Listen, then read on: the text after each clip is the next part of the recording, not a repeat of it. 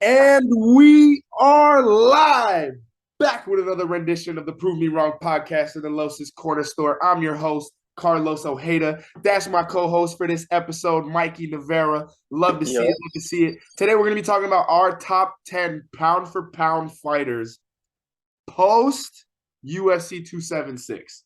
So UFC 276, we did our recap, we did the draft, everything that happened. Now we have a top 10 list. Not gonna lie, I pre-made my top 10 list, and then after UFC 276, I had to go back and was like, fuck me in the ass. Yeah. I was gonna do that, but I didn't. Fair. And we're jumping straight into it. Let me start this off. All Let me right, go start ahead. this off Go because ahead, because fam. we discussed this a little bit. We started getting into it a little bit. I will say I do have him as for the weight. I did put 205 though, so I know he is a heavyweight these days, but I haven't seen him there. I'm going based off of what I've seen. Based off Got of John who he Jones. is. No, not based off of who he is, because if it was based off of who he is, this dude would be nowhere near my list because the dude is just not a not good decision making most of the Zero. time. It seems like I'm not in his head. I don't know what's going on. I don't want to say the dude is a terrible human being, I don't know, bro. but some of the actions really make it hard to not say that. You know I what I'm don't know, saying? bro. But I have him at number 10. The dude has seemed unbeatable. There was a fight in there again. What I guess I think Dominic Reyes. That maybe Dominic Reyes won, but whatever, bro. John Jones. The dude is just John Jones. It's He's the hard for me to GOAT. not say that He's the he's up GOAT. here. Yeah. My man's is the greatest fighter to ever walk the face of If he was still currently fighting and he wasn't fucking up, he'd be number one easily. easy, Yeah. easy. But he's not. And I don't have him in my top 10 because fuck that guy. Understandable. Yeah. And he hasn't fought. Honestly, if he would have Yeah. fought in the past 2 years, I'd throw him in my top And 10, that's probably also at number very one, but he yeah. hasn't fought. Yeah, that's a I very valid put, point. It's also why he's number 10, bottom of the list. all right, at number 10, bottom of the list, I have a guy who just lost on Saturday, but I couldn't not put him in my top 10. I Mm-hmm. got Max Holloway, Mm-hmm. featherweight. He's notable Mm-hmm. wins Ortega, who he beat the dog shit out of. Mm-hmm. Yair, Cater, who he beat the dog shit out of. Edgar, Yep. who he beat the dog shit out of. Yep. Pettis, who he beat the dog shit out of. Aldo, who he beat the dog shit out of twice. And then just for comfort, he's beat Lamas, Stevens, and Cub. So I got Mm-hmm. Max Holloway at number 10. I will say for my notable wins for John Jones, I just wrote the light heavyweight division. I figured that was enough. The whole thing. He cleared it. That's why he's Yeah. moving up to heavyweight. It's not even fun for him anymore to be in that division. Like, there's nobody there that can compete. Zero. Who we got at number 9, big dog? At number 9, I have the only other guy that I have seen beat Max Holloway that's not Alexander Volkanovski. I've got the diamond Dustin Poirier at Oh number 9. wait. Me too. Yo! Notable win. Here. Connor twice, Justin Yep. Gaethje, Eddie Alvarez, Dan Hooker, Max Holloway, Anthony Pettis. Resume speaks for itself. The only two people to beat him in the past 3 to 5 years is Charles Oliveira, who is looking like an unstoppable force right now, and Khabib And that Nurmagomedov, who is that probably the GOAT. let me just say, Charles Oliveira, one hell of a resume. One hell his recent fight. Whew. Just his past 5 fights, all finishes. That resume, just those We'll get last to 5. it. We'll get to it. We'll get to it. We'll get We'll there. get We'll to get it. there. We'll At get there. number 8. At number 8. This is crazy because I do have people that aren't title holders ahead of this guy. He's the only title holder that I have outside of my top 5. The only reason for this, 135er Aljamain Sterling, the only reason for this is because he's really only beaten Piotr Jan and Sanhagen. He hasn't really fought much of anyone else. You know what I'm saying? He hasn't beaten as many top guys as everyone else that I have on my list. He just hasn't. Fair. He is the champion, and he deserves that respect. And if he keeps winning, he will very easily move up this list. But he needs to beat more top guys, in my opinion. As of right now, he got the belt by beating some lower guys, and he did have to beat, Piotr Jan and Sanhagen, 2 very, very, very good guys. 2 guys that if didn't exist would probably be champ. Yeah, so he's got those. He's beaten those 2, but that's about it. He's beat Piotr twice. True. Just so you know, 2 times undefeated. I mean, sure. Undefeated. Sure. All right, at number 8, I actually had Aljo at 8. I'm gonna just spoil it. He's my number 7, just because Okay. this fighter that I had at 8 was my number 7, and then I sat here for minutes and was like, I can't justifiably, after what I saw a couple months ago, put this fighter at number 7 ahead of a champ. So I put her at number 8. I still think she's the second best female fighter on the planet, no matter what. If she has the belt or not, I think Rose Namajunas is an absolute dog. Mm-hmm. And she's my number 8 pound for pound fighter in the world. So, Beat Joanna twice, beat Weili twice, beat Andrade, was beating the shit out of Andrade before she fucked up the first time. She's beat Michelle Waterson. She's beat Paige Van Zant. She's beat Tisha Torres. She's beat Angela Hill. She's slowly but surely clearing out that division. She just can't stay champ. So now, I got her at 8. let me just throw this out there. Obviously, had I known we were going to throw a couple women on this list, Rose Namajunas It's the whole and Amanda UFC. Nunes would be on here, and Amanda Nunes would have been on here. But here's the thing: I just don't think. I just think it.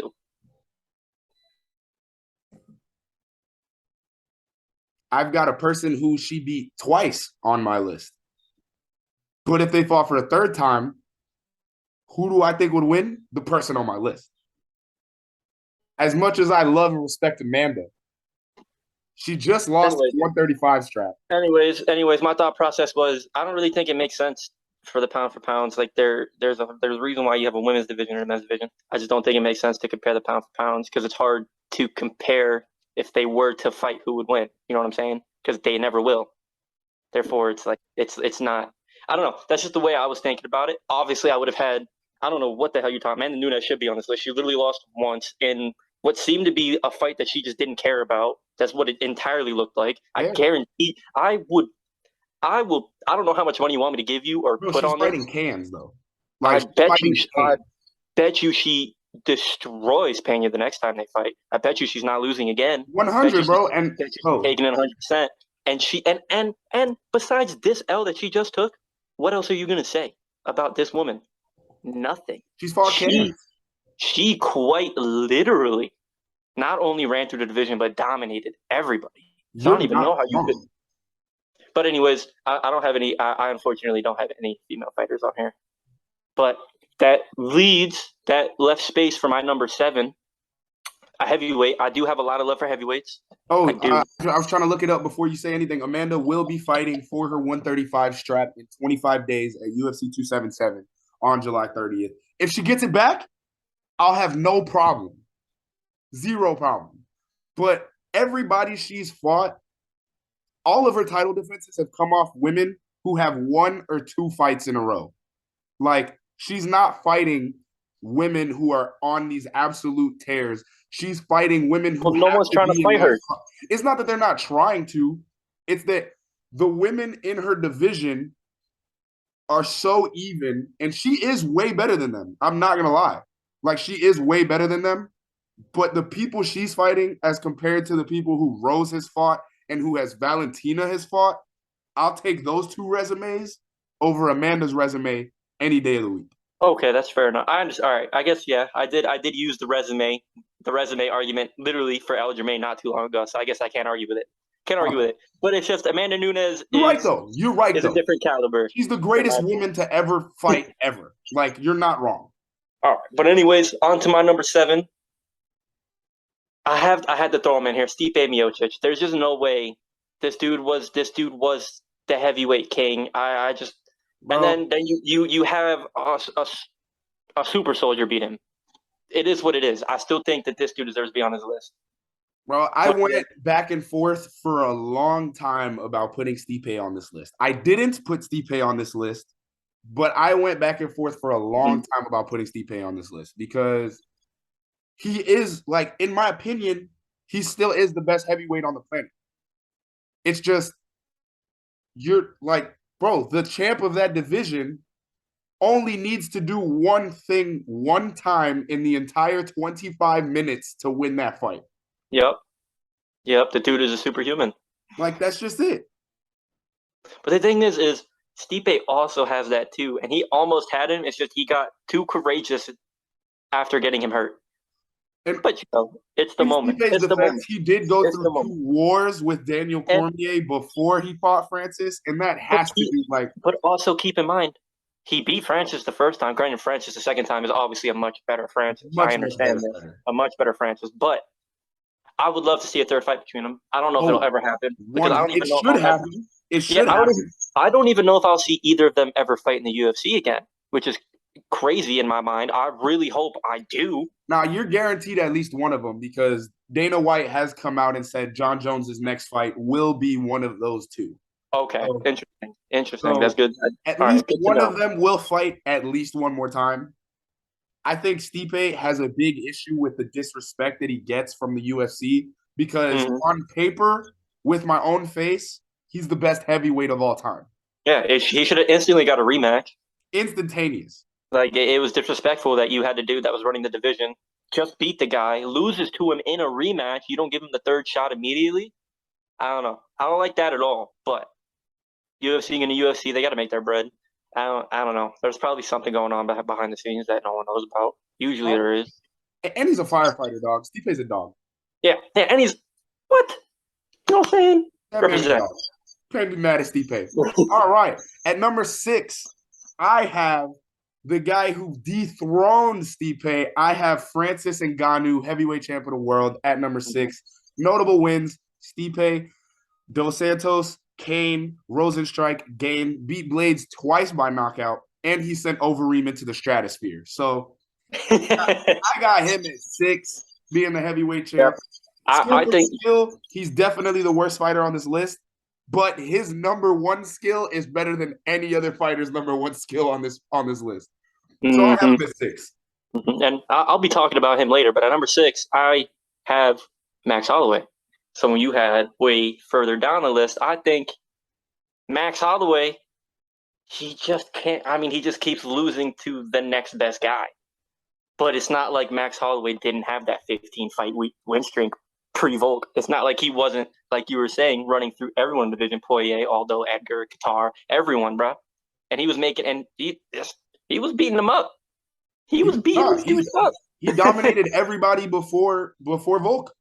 Yeah, and it's hard for me to draw.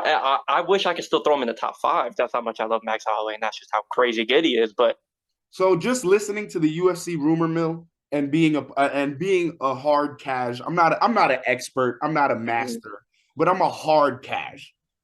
And listening to all of the things that are going on in the world, Aljamain is teammates with Merab Dvalishvili, who is an absolute dog at 135. I don't know if you know who Merab is. Merab's the guy who was fighting Marlon Moraes while we were at Nick's house and literally got the dog shit beat out of him for 3 minutes and then won that fight by beating the dog shit out of him. That's Merab Dvalishvili. Everybody in that camp, nobody wants to fight him in the division. Like he's having a hard. He's the Islam of the 135 division, and he's supposed to be contending for a belt soon. And him and Aljo are best friends. So in the rumor mill, Aljo wants to go up to 145 so that Merab can take over at 135. And if that's the case, we'll get my number 10 in Max Holloway versus my number 7 in Aljamain Sterling in a fight. I feel like that is the fight to make if Aljo does move up because I'm tired of champions getting immediate championship fights in a new division. I think they should always have to fight one and then get a title shot. So if the UFC does it my way, I feel like Max Holloway versus Aljamain Sterling would be a banger of a fight. And I think it would really put a stamp on who is the best featherweight in the planet outside of Alexander Volkanovski. Because I think Aljo can move to 45 and beat everybody there except Max Holloway and Alexander. I respect it. Excuse me. But yeah, just the rumor mill. That's probably what's going to happen. I don't think Max Holloway stays at 45. I think he somehow finds a way to move a weight class, whether he bulks up and goes to 55 or he shreds himself to the gills to get to 135. But yeah, I think that's going to be a fun fight if they make that fight. At number five, I've got another woman. I know miscommunication. You don't have any women on your list, but I put Valentina Shevchenko, and under notable wins, I put everybody at 125 pounds. Fair enough. She's literally clearing out her division. I think she has 6 title defenses, and the division was made 2 years ago. So I don't know how else to tell you that she is the shits without just sucking on her tits. So yeah, it's hard to argue with her. And at my number 5, this is where you're gonna start getting annoyed at me. But I just personally enjoy having the 4 people ahead of this guy for the reasons that they're ahead of this guy, for the reason that they are. But at number 5, I have the dude, in my opinion, who is just above of Max Holloway in skill. And so also in the power rankings, I have Alexander Volkanovski at number 5. Strictly for the reason that if I'm putting Max at 6 and I think he's right there, I'm putting Volk at 5. And I appreciate the 4 people that are ahead of him being ahead of him for the reasons that they are. You know what I'm saying? I don't even know who your 4 fighters are. I know 3 of them for sure. Because I have those 3 on my list, I'm assuming. But that 4th guy, is he on my list? Yeah. I would. All these guys should be on your list. All right. They're all champions. I left out a couple champs. We'll get to it. All right. We'll get to it. All right. Number 4, I got Charlie Olives. I got the guy. There he is. Literally running through his division with relative ease. My man gets hit and just falls down on purpose because he knows nobody's trying to fuck with him. Oh, yep. That's who I got at number 4 too. So I got notable wins: Dustin Poirier. I think it was a 3rd round submission. Justin Gaethje, I think that was a 2nd round submission. Tony Ferguson absolutely dominated him for 15 minutes. Yep. Michael Chandler, 2nd round submission. Kevin Lee, 3rd round submission. He knocked out Michael Chandler. Oh, yes, he did knock out Michael Chandler. He did. I apologize.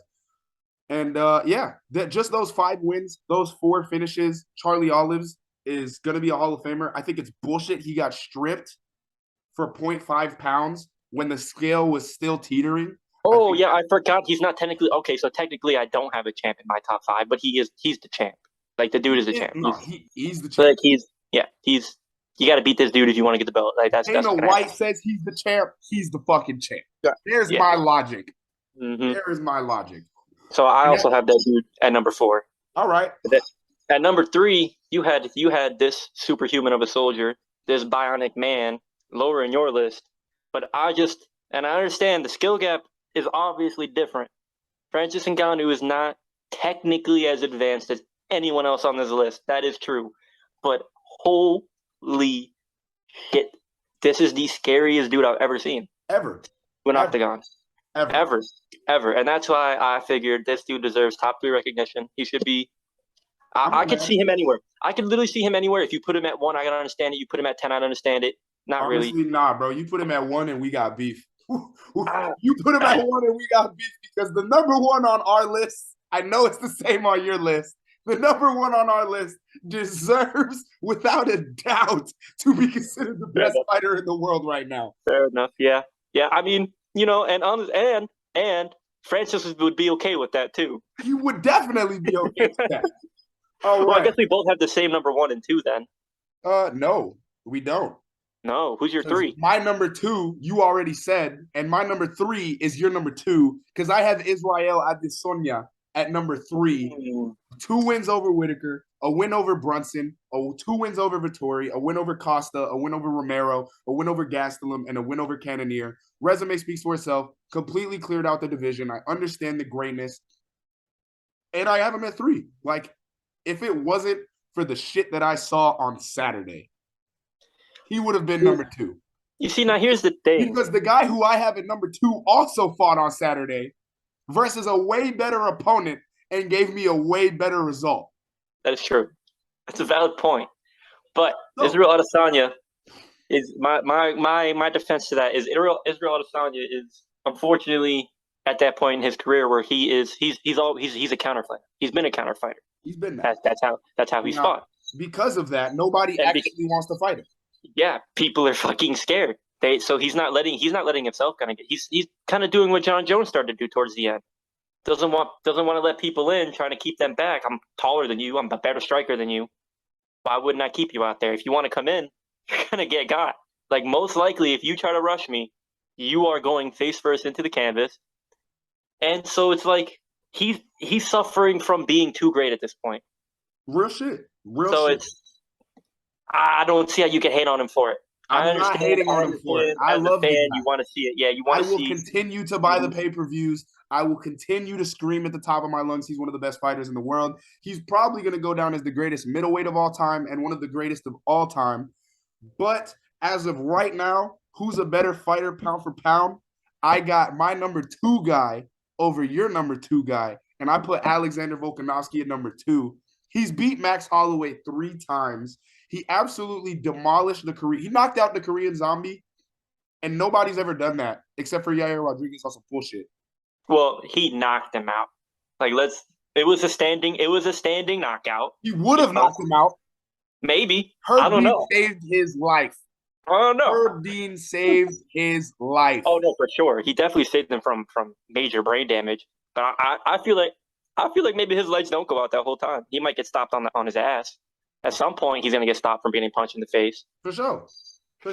But also with wins over Aldo, Mendez, and Ortega, I gotta put him at number 2.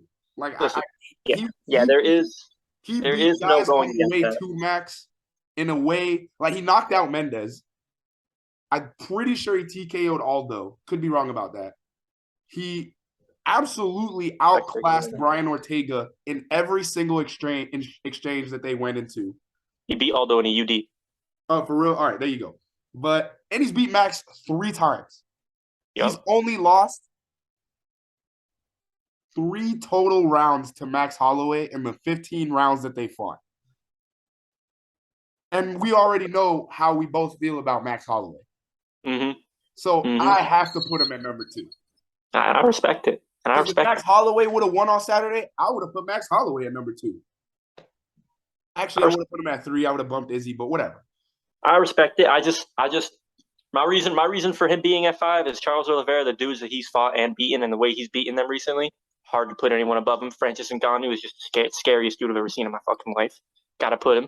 Israel Adesanya. Everyone's too scared to fight him at this point. He's beaten everybody. It is what it is. It's just like Volk. You know, it's a lot of these guys are beating everybody, and now we just kind of have to figure out who to put there. It's kind of where it is. But at least for number 1, seems like it's pretty unanimous. There's one dude that's got to be here. One dude that's got to be here. No one's even close to this guy. It seems like in his division.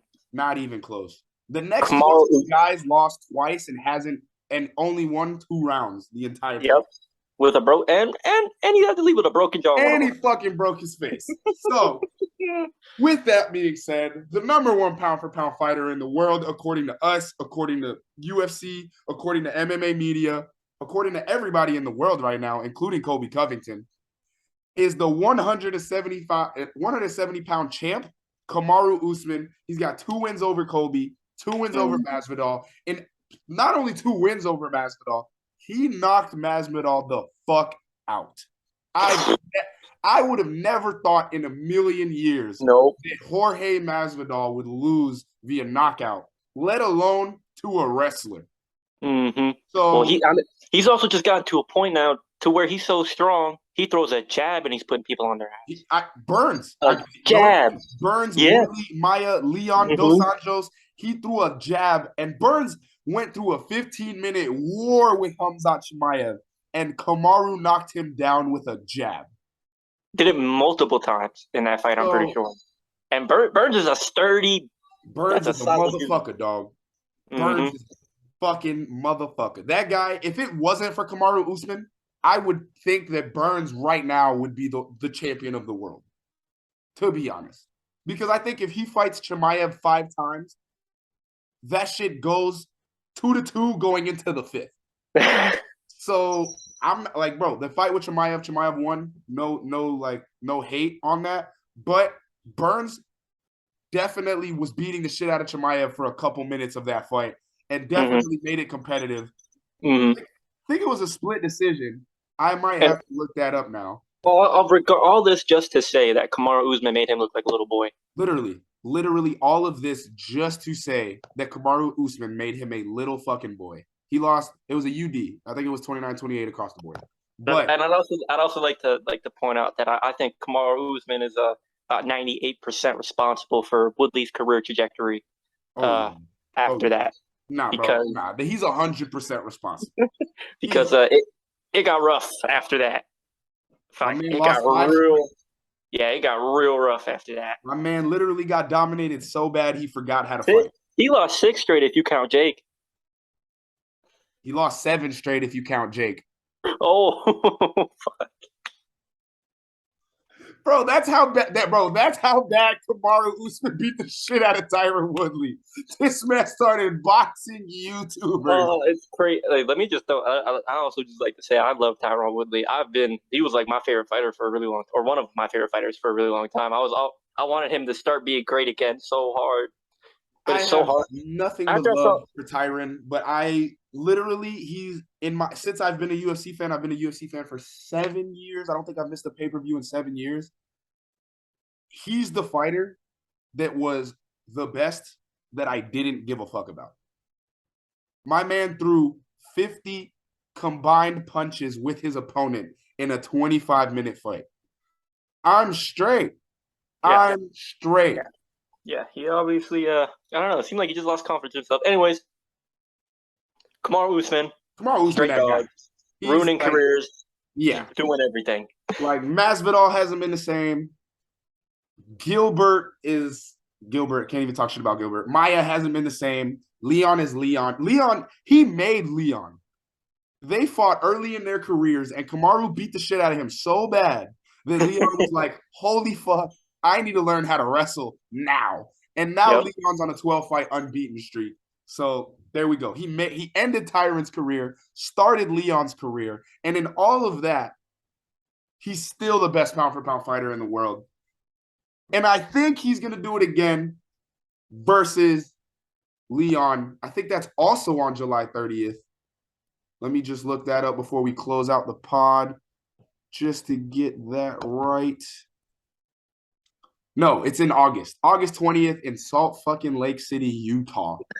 He will be headlining UFC 278 versus Leon Edwards, and I think he gets the job done again, probably in spectacular fashion, because nobody's touching this man. I think after he beats Leon, he's probably gonna retire. Because he doesn't want to go up to 185 to fight Izzy, because they're both Nigerian and they both have expressed the fact that unless they get $100 million, they're not fighting each other, because they each would rather have 2 Nigerian champions than one. So he's not going up to 85. He definitely not going to make 55. It's already a shock. It's already a shock sometimes that he's lighter 70. than Izzy. I think it's already crazy. Yeah, like the fact that this man fights at lighter than Israel Adesanya. I mean, I get it. Are they both 6'3", or is he a little bit shorter than that? Kamaru Usman's 5'9". Damn, really? He's 5'9", built like a tank. I thought he was at least 6 foot. That's crazy. No, he's 6 foot. He's 6 foot. He's 6 foot. Okay. I'm capping. Okay. I'm capping. All right, but still, that dude's 6 foot, built like a brick house. All right. The last time he took a L was his second career fight on May 24th, 2013. Yeah, I think that's all. There's nothing to say about this man. Nothing else to say about this man. Literally 20 straight fights unbeaten. So can't argue. Can't argue. And he's done it at the highest level. Mm-hmm. So thank you to Kamaru Usman. And bro, just to shout out, a lot of the guys that we just talked about train right around the corner from us. So just a hard flex. Just a hard flex. Love all of those guys on that list. Absolutely love the UFC. UFC 276 was a banger. UFC 277 and 278, which we just talked about, are going to be bangers. Thank you again for doing this list with me. I appreciate you, Mike. Peace, love, respect, and never forget to throw hands when necessary.